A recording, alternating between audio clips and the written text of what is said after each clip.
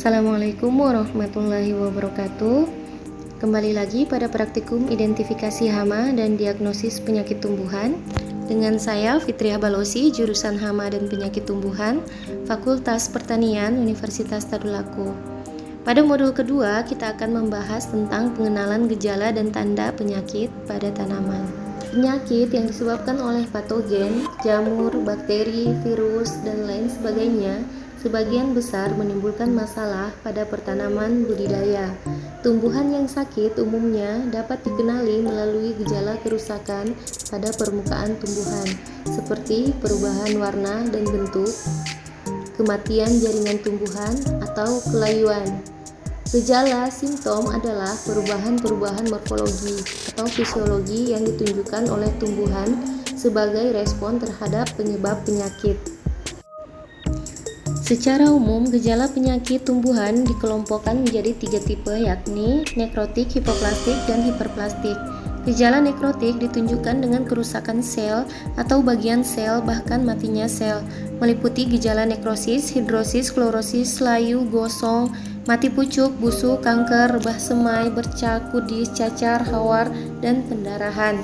Gejala hipoplastik ditandai dengan terhambatnya atau terhentinya pertumbuhan sel, meliputi gejala kerdil, perubahan simetris, klorosis, etiolase, dan pemusaran. Gejala hipoplastik merupakan pertumbuhan sel yang lebih dari biasanya, seperti gejala sapu setan, jal, bengkak, erinosis, menggulung atau mengeriting, fasiasi, kudis, rontok, dan perubahan warna.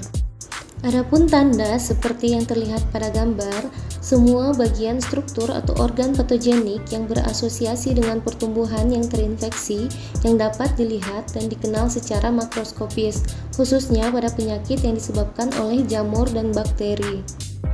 Tanda penyakit yang disebabkan oleh jamur terdiri atas miselium, spora, conidium, sklerotium atau tubuh buah jamur, sedangkan yang disebabkan oleh bakteri ditandai dengan keluarnya lendir, nenes atau ose atau eksudat yang merupakan aliran massa bakteri berwarna putih susu, terlihat ketika bekas potongan daun atau akar dimasukkan ke dalam air.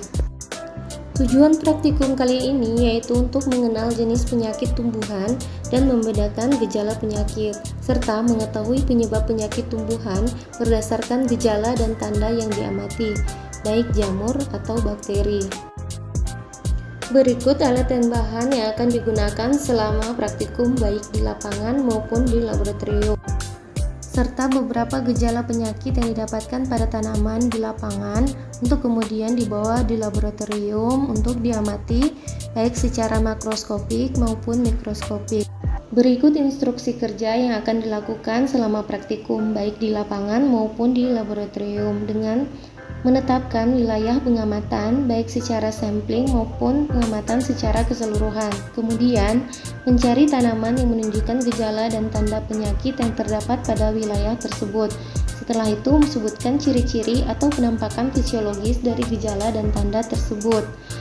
Diisi sesuai dengan tabel pengamatan yang telah diberikan kepada setiap mahasiswa. Kemudian, gejala diambil gambarnya. Setelah itu, sampel dibawa ke laboratorium untuk diamati secara mikroskopik dan makroskopik.